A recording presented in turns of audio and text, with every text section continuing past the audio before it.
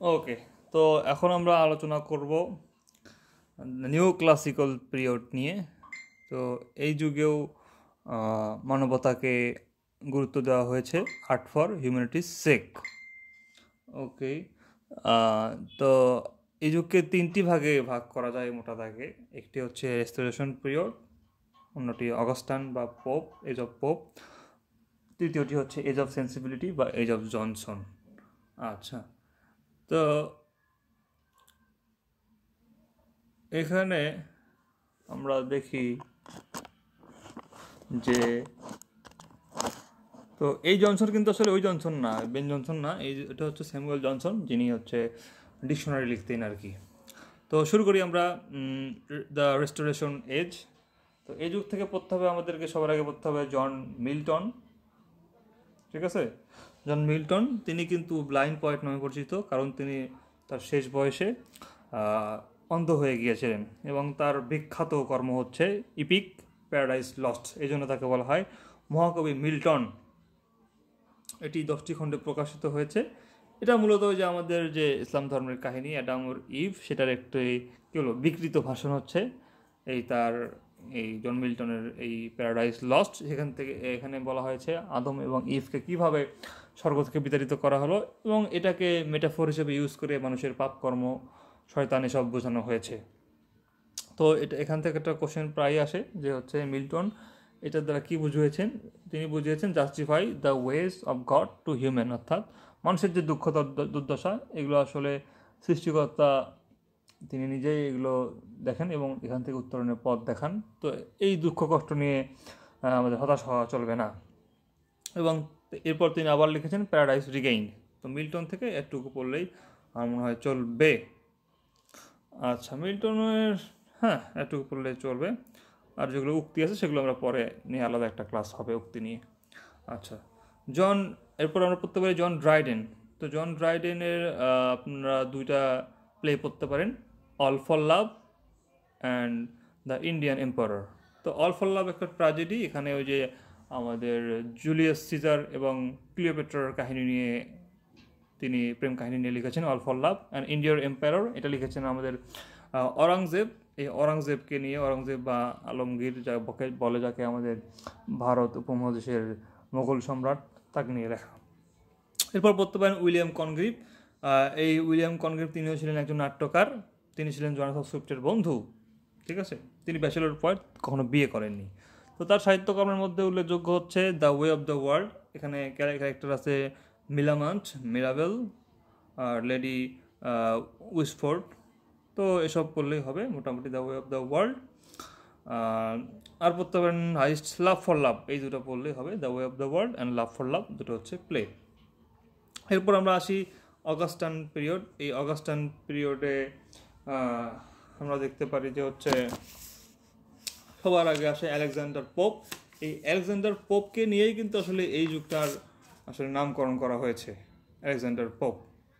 ওকে, তো আলেকজান্ডার পোপের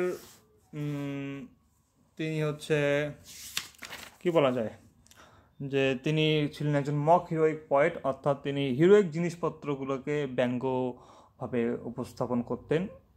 তিনি যদিও একটা হিরোইক একটা কাব্য লিখেছেন, কিন্তু সেখানে আবার মক ছিল।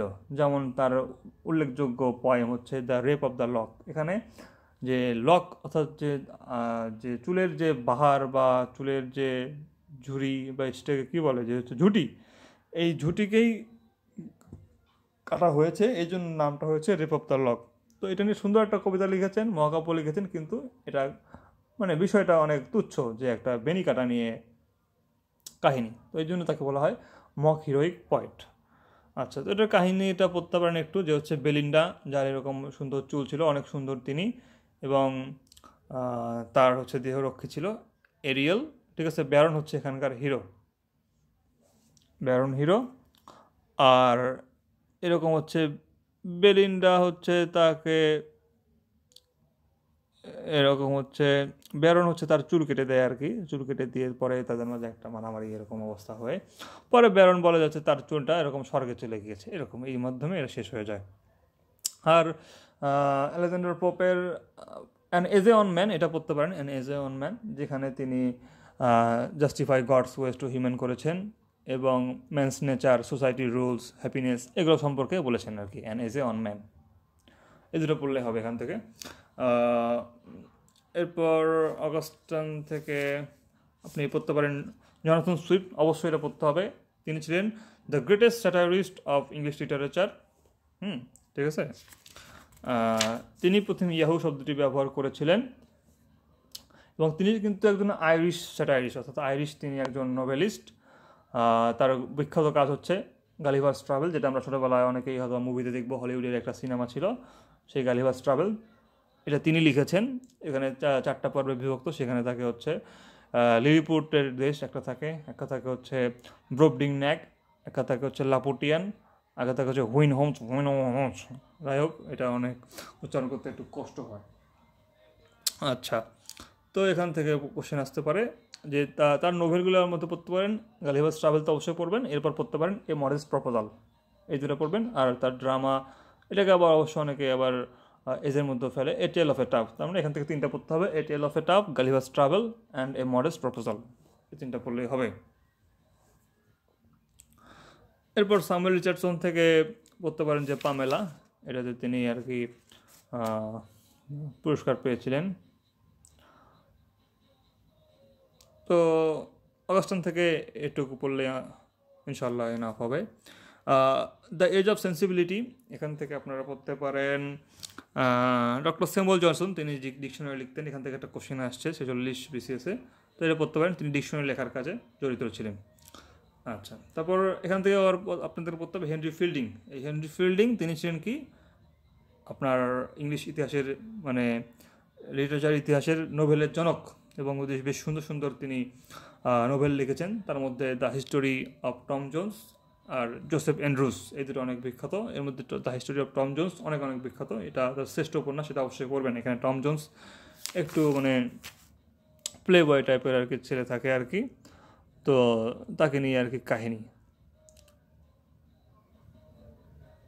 তো পরে অবশেষে যে টমস জোন্স, তার যে সুন্দরী প্রতিবেশী সোফিয়া, এই সোফিয়াকে পায় আর কি অনেক চড়াই উতরায় পেরিয়ে। তো বিভিন্ন কাহিনী আছে এখান থেকে, টম জোন্স, সোফিয়া, এইসব পড়লেই হবে।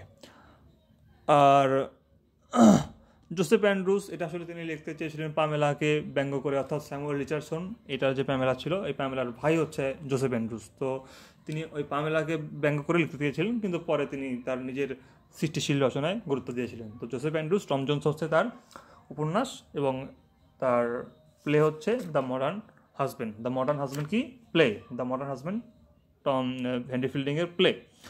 আর উপন্যাস হচ্ছে Tom Jones and Joseph Andrews, অর্থাৎ ব্যক্তি দুটোর নাম নিয়ে তিনি লিখেছেন গুরুত্বপূর্ণ দুটি উপন্যাস, Joseph Andrews and Tom Jones.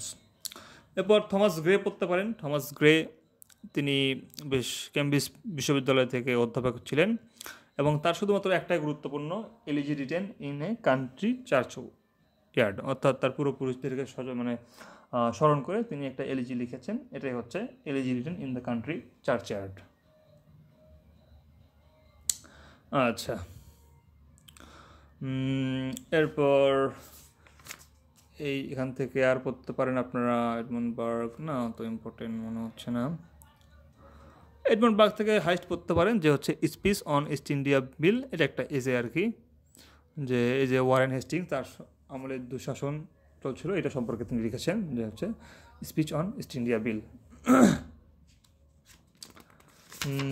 এরপর পড়তেন আপনারা উইলিয়াম ব্লেক, এটা অবশ্যই পড়বেন। তিনি ছিলেন একজন কবি এবং ছিলেন একজন চিত্রকর, তিনি ছিলেন কবি এবং কি চিত্রকর। তো তার পোয়েট্রিগুলোর মধ্যে পড়ে সংস অফ ইনোসেন্স অ্যান্ড ফায়ার, অর্থাৎ একটা ছেলে বা সে প্রথমে ইনোসেন্স থাকে, তারপর পৃথিবীর এসব বিভিন্ন কাজকর্মের ফলে সে তারপর কি আস্তে আস্তে এক্সপিরিয়েন্স হয়ে যায়, এটাই হচ্ছে সংস অফ ইনোসেন্স অ্যান্ড এক্সপিরিয়েন্সেস। এরপর তার পয়েমসের মধ্যে পড়তে পারেন হলি থার্সডে পড়তে পারেন, তারপর ডিভাইন ইমেজ, চিমনি সুইপার, এসব পড়তে পারেন। আর ফেমাস বুকটা অবশ্যই পড়বেন the marriage of heaven and hell, এটা অবশ্যই পড়বেন, the marriage of heaven and hell. Okay,